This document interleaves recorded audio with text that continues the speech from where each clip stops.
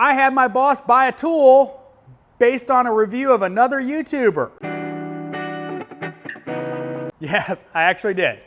A couple years ago, I think, Eric the Car Guy got a new engine hoist from Sunex. Probably sponsored, but I don't know.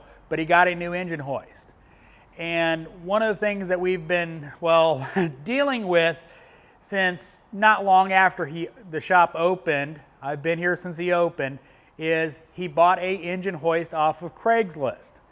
And well, it's janky. The wheels, when we originally got it, had tall casters, and those sucked because it didn't fit under a lot of stuff, and they were welded on. One of the wheels broke, so we have since bolted on, janky, some casters that we got, and it's bent one of those wheels. So I finally convinced the boss to get us a new engine hoist. The lower shop already has one. They got their own engine hoist when they opened up, and they don't like it. It's a folding design, it's short, and no. And it doesn't fit under our powertrain table, our OTC powertrain table. It will not fit under there.